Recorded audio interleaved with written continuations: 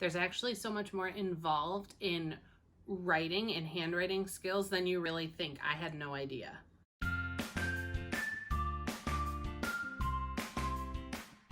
Hey guys, welcome back to my channel. My name is Val. I am the homeschooling stay-at-home mom of 3 small kiddos between the ages of 3.5 and 1.5. And today I'm going to be doing a collab video with my friend Rachel from 7 and All. I'll have her channel linked down below. And we are going to be talking about all things writing and pre-writing skills.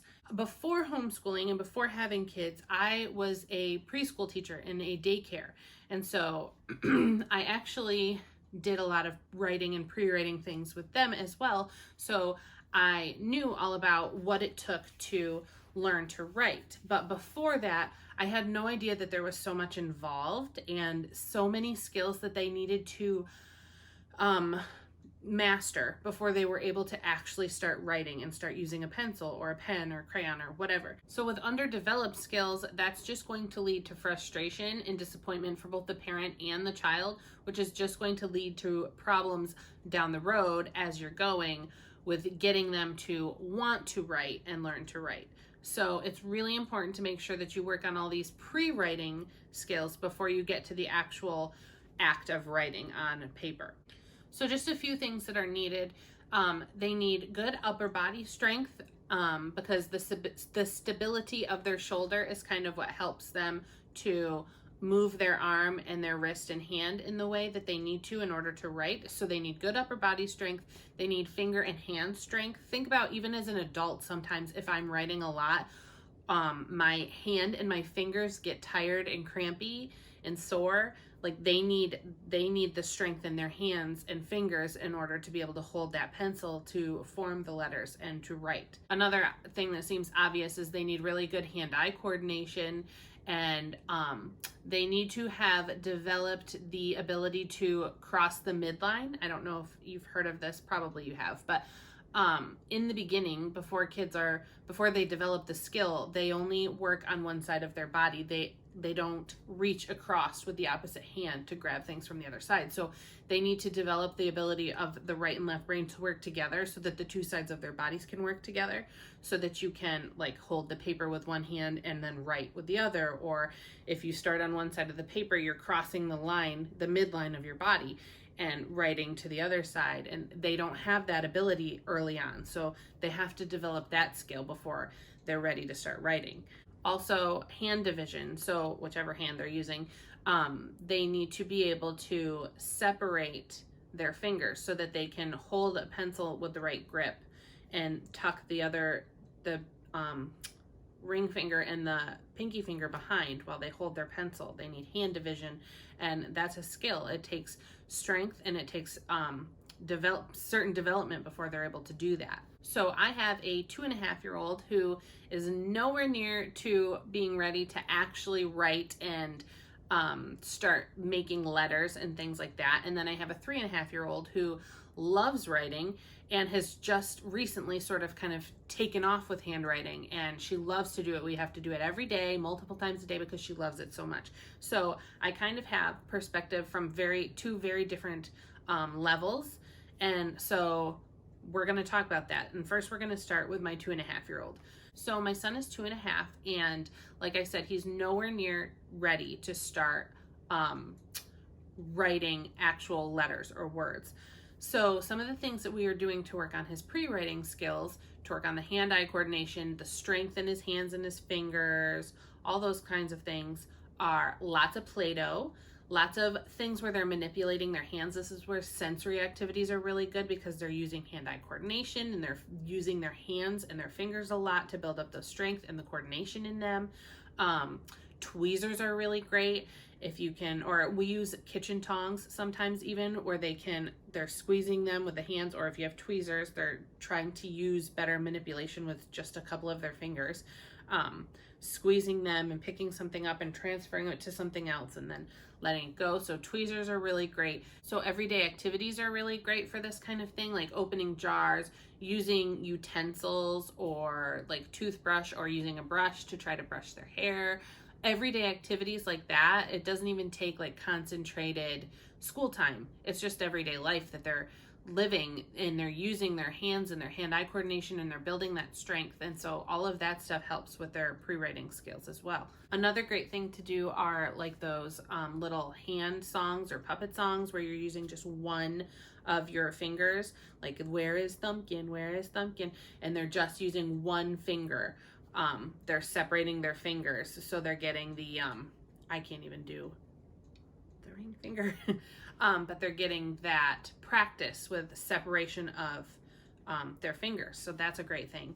To help with the crossing of the midline, like just have them reach for something on the other side of their body using the opposite hand, or can you hand me the blue crayon, and make sure it's on the other side, and so they're reaching. Obviously things like throwing and catching ball, that's great for hand-eye coordination. Climbing obviously is really great for building strength and hand-eye coordination. So if you have a climber outside or on a playground, we have a Nugget, which they are always climbing and building things with, so that also works really great. And then the obvious, building with Legos, blocks, Duplos, all those kinds of things. Those are great for all sorts of things, but I mean, those work, those help for pre-writing skills. So those are also great options. So just a few of the activities that I do with my 2.5-year-old to work on writing and pre-writing skills are things like painting, using paintbrush, get the big paintbrushes. Finger painting even is fantastic. Playdoh, I already said. The finger games, I already said. We do those. Tweezers, of course.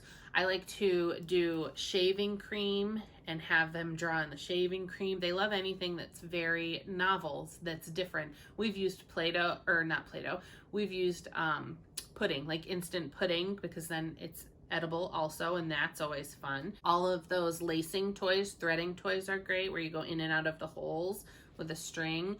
And then of course there's always just giving them markers or crayons and letting them scribble. If my daughter's at the table and she's working on writing, I will give my son the whiteboard and let him draw with the with the dry erase markers or crayons, and let him color on a piece of paper or a coloring sheet.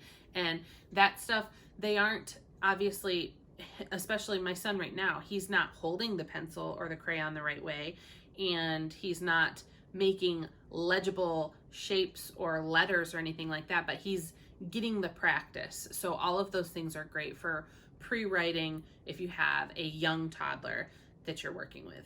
Now my daughter, like I said, she's 3.5, and she's kind of moved past the pre-writing into actual writing, but only very recently.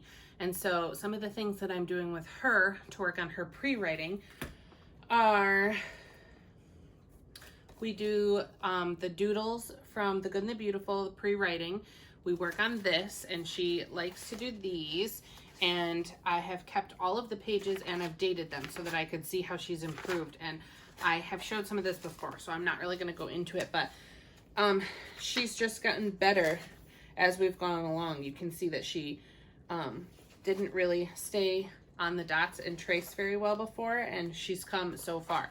I will say that she actually does a better job writing on her own than she does tracing something else.